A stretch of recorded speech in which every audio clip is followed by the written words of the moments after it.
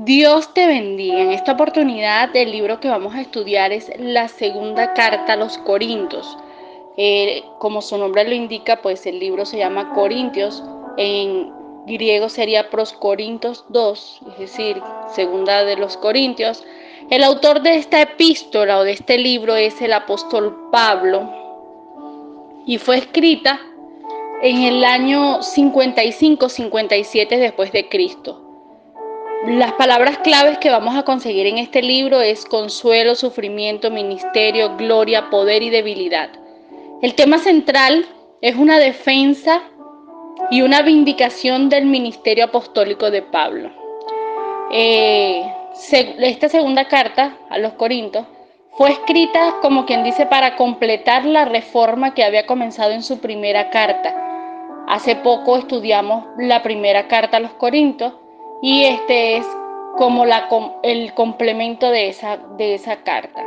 Adelantar la colecta para los santos se describe en esta carta y defender la autenticidad de su mensaje y apostolado. ¿De quién? Del apóstol Pablo. Y para responder a las burlas y falsas acusaciones de los falsos hermanos hacia Pablo y corregir lo que estaba aún deficiente en Corinto.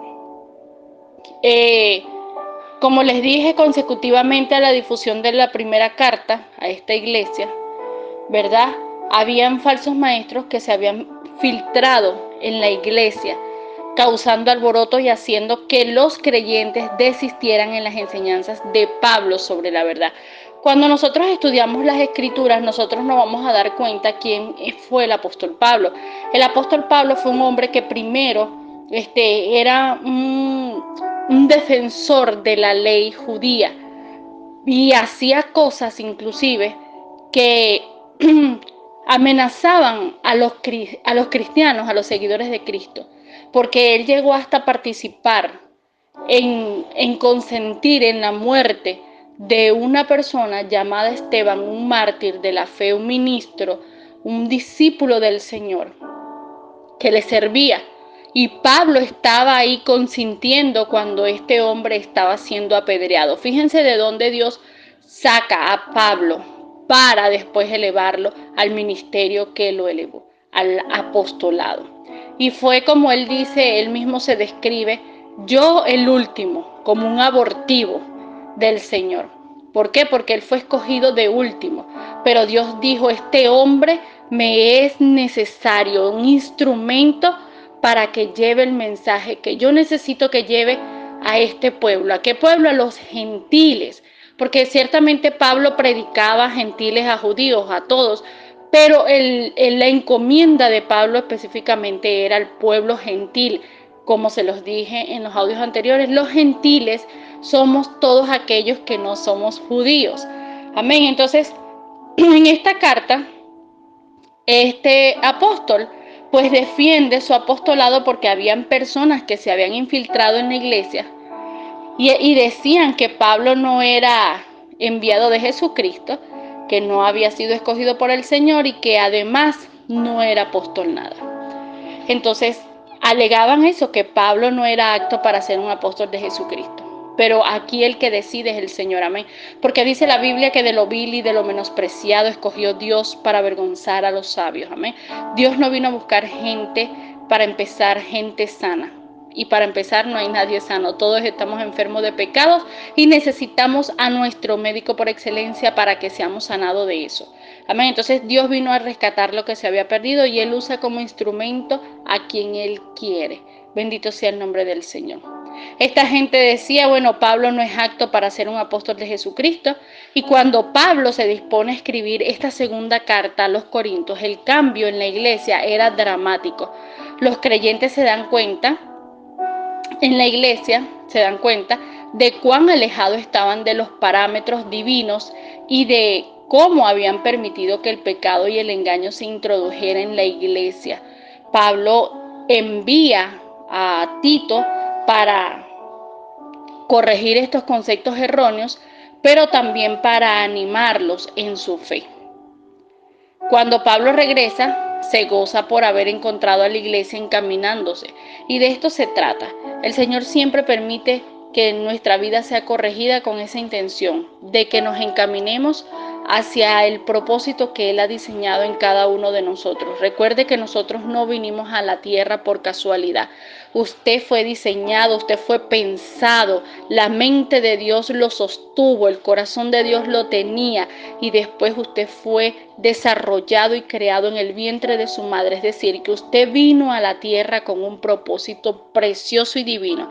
Entonces Dios quiere que usted siempre esté encaminado en ese propósito, en ese plan. Lo que pasa es que nosotros siempre andamos de nuestra cuenta porque nos creemos más sabios que el Señor. Nos creemos más sabios y ser sabio en nuestra propia opinión también es ser rebelde contra Dios. Y eso es un pecado grave. Los corintios, estas personas de esta iglesia, estos creyentes, estos hermanos, no habían logrado descifrar y asumir el mensaje evangélico de sus evangelizadores. ¿Y qué hacían? Deambulaban en una crisis permanente para colmo de males, por decirlo así. Y entonces al marchar Pablo, uno de los misioneros llegado de afuera y en desacuerdo con la orientación teológica que estaba impartiendo en ese momento el apóstol Pablo, ¿qué hacía? Habían aprovechado la situación crítica de la comunidad, o sea, la iglesia ya estaba pasando por ese altercado, esa confusión de cuestiones de judaizantes, todo ese tipo de mezcolanzas que había. Entonces estos misioneros, diciendo que venían en nombre del Señor, falsos maestros, estaban aprovechándose de la situación y eso es lo que hace el enemigo. El enemigo viene a aprovecharse de la situación en la vida de cada uno de nosotros. Él conoce también nuestras debilidades, Él conoce cómo nos movemos, cómo pensamos, cómo sentimos. Y entonces Él, en base a eso, Él estudia, porque eso sí tiene Él es muy paciente, Él no anda apurado para hacer caer a nadie ni para inducirlo.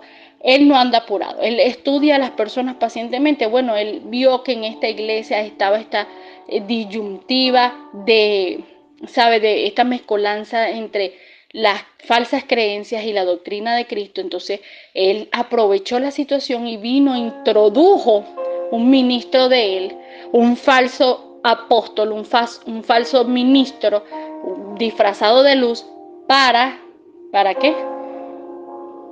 ¿Para qué? Para que esta iglesia decayera. Entonces, lo que se estaba levantando en esa iglesia era el protagonismo y el exhibicionismo. Y no es casualidad que en este tiempo también vemos esto metido dentro de las iglesias. Por eso a veces hay gente que dice, no, pero es que yo en esa iglesia yo veo que pasa esto, o fulanito de tal va a la iglesia y se comporta así. Bueno, porque no todo el que va a la iglesia, no todo el que dice que es iglesia en verdad. Y entonces usted no lo sabe porque usted no conoce la escritura, porque usted no lee y usted no sabe que ya el Señor nos había advertido que iban a venir personas encubiertas. Por eso cuando usted hable de una persona cuando usted vea ciertas situaciones de personas que van a la iglesia, usted no puede decir, no, es que todos son iguales, porque es que no todos son iguales. Porque hay gente encubierta, ministros de Satanás, que el Señor lo reprenda, que se han introducido encubiertamente en la iglesia para hacer caer y tropezar tanto a los de adentro como los de afuera, porque los de adentro caen, ¿verdad? Porque son a lo mejor indoctos, pero los de afuera se alejan porque dicen, no, para ser así mejor no soy. Entonces esto no se trata de que soy o no soy, esto se trata de lo que Dios ha diseñado para mí, del plan que Dios tiene en mi vida y cómo yo lo voy a ejecutar y cómo yo voy a hacer que el Señor ejecute ese plan en mi vida. Entonces tenemos que tener cuidado con todo este tipo de cosas, todo este tipo de movimientos que se están viendo desde el principio, desde la iglesia primitiva, lo podemos ver y observar aquí en la palabra del Señor. Entonces, Pablo se vio enredado en el conflicto y la polémica de estos adversarios judaizantes en su mayoría, pero amigos de experiencias extáticas que le discutían su legitimidad apostólica. Es decir, ellos no aceptaban el apostolado de Pablo por lo que él traía. Y eso es otro punto que me llama la atención. Cuando usted vea que una persona se convierte a Cristo y esa persona ha tenido un pasado terrible, no lo juzgue y diga, ay, después que ahora esta era yo no sé qué y ahora es evangélica. O después de que aquel era drogadicto, ahora que es evangélico. Después que era malandro, no, porque a esa gente fue que Dios vino a rescatar. No al que se cree que no tiene enfermedades, porque fíjese lo que le dijo a los fariseos. Ustedes dicen que no tienen pecado, pero ahora porque lo niegan son más pecadores, pues. ¿Ves? Porque es eso, el reconocer. ¿Y qué pasa? Hasta en esas personas es más fácil que Dios trabaje. ¿Saben por qué? Porque cuando uno está, como quien dice, en esa condición, uno sabe, uno mismo, dentro de uno dice, yo estoy mal con Dios.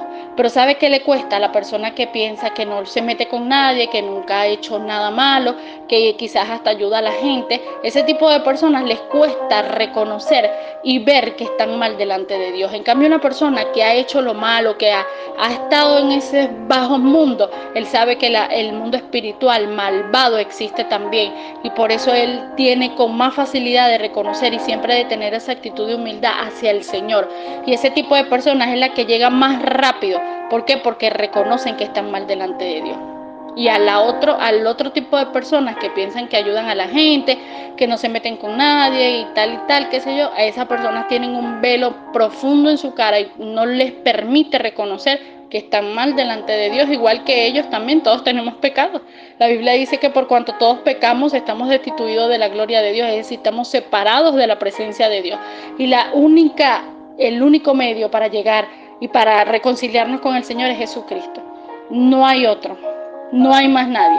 Entonces es interesante que nosotros de verdad reconozcamos, que nosotros aprendamos a reconocer nuestros errores para que cada palabra que se nos está enseñando de parte del Señor pues sea receptiva en nuestro corazón. A lo largo de este libro el autor defiende su conducta, su carácter, su llamado como apóstol de Jesucristo, y también los elogia por rendirse a Dios. En esta estructura vamos a encontrar en el libro el saludo que hace el apóstol Pablo al iniciar su carta, una acción de gracias por el consuelo de Dios. Luego viene lo que es el desarrollo del ministerio apostólico, la defensa, las credenciales de Pablo para el ministerio, el contraste del antiguo y nuevo pacto, la obligación de predicar el evangelio, claro, un vaso de barro con un destino celestial, y también vamos a observar los buenos ejemplos de dádiva generosa. El apóstol Pablo hace referencia a la ofrenda que se tenía que recoger para los santos. Termina dando un buen consejo para finalizar la colecta y culmina la carta con el saludo y la bendición. Espero que este mensaje sea de bendición a tu vida. Que Dios te bendiga.